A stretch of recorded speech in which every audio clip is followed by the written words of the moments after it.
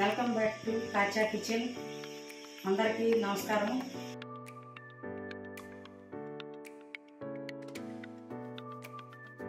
ఈరోజు మనం చేయబోయే రెసిపీ గోంగూర, తోటకూర, పుల్లగూర.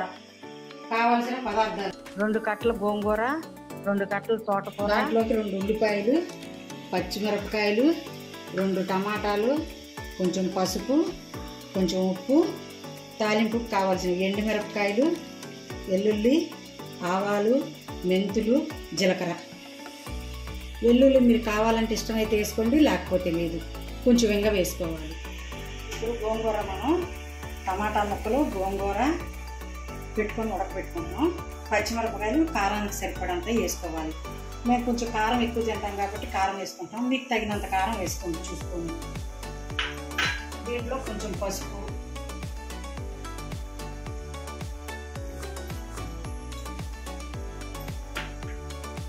కొంచెం నీళ్ళు పోద్దామండి.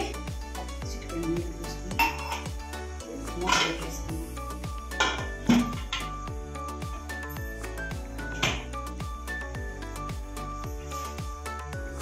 ఉడకపెట్టుకున్నాం కదండి పులుసు కూరకి.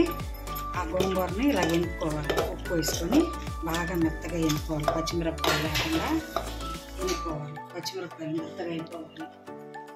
ఇలా ఎనుక్కోవాలి. నూనె వేస్తున్నాను తిరగమాతకి. ఇవ్వండి.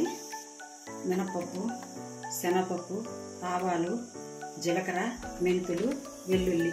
మీకు నచ్చితే వెల్లుల్లి వేసుకోండి, లేకపోతే లేదు. రాకుండా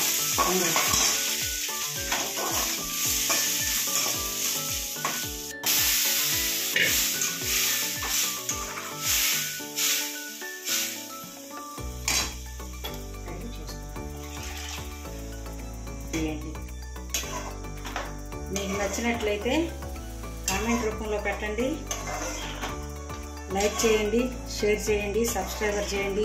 మన దగ్గర పచ్చళ్ళు, పొడులు, చికెన్ పచ్చడి, చేపల పచ్చడి, రొయ్యల పచ్చడి, గోంగూర పచ్చడి, వెజ్, నాన్ వెజ్ అన్ని రకాల పచ్చళ్ళు ఉంటాయండి. మీకు ఏ కావాలంటే అవి ఒకరోజు ముందు చెప్తే ఫ్రెష్గా పెట్టిస్తామండి. ఇప్పుడు కొన్ని పచ్చళ్ళు కూడా ఉన్నాయి రెడీగా. మీకు ఏ కావాలంటే అవి పెట్టండి, కామెంట్లో పెడితే నేను పంపిస్తాను. థ్యాంక్ యూ అండి. చూడండి, సబ్స్క్రైబ్ చేయండి, లైక్ చేయండి.